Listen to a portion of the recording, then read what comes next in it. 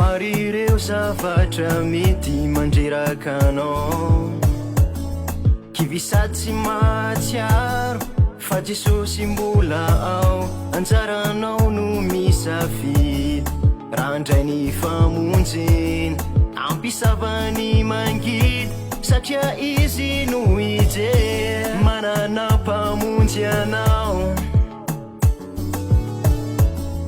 izy adinyadinao ankino amin'ny tompony izy ioganao fa izy vaolana sarovy fa ny tompo de miandry anao tiany fony anao na dia efa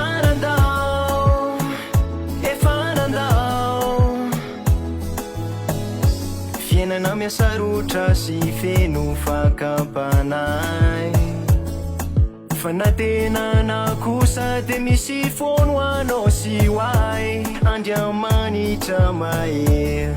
no iaranao mba tsy ho very sy amelanao iady rery fa moakanao mpandresy manana mpamonjy anao izy adinyadinao ankino amin'ny tompony izy ioganao fa izy vaolana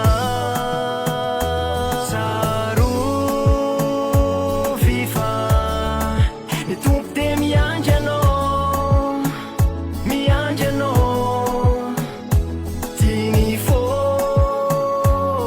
anao na dia efa nandao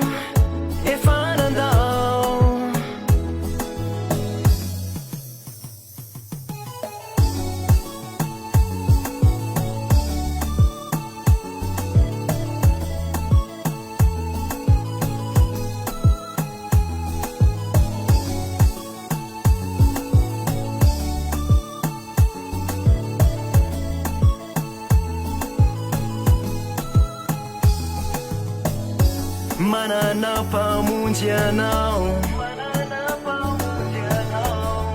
izy adinyadinao ankino amin'ny tompony izy ioganao fa izy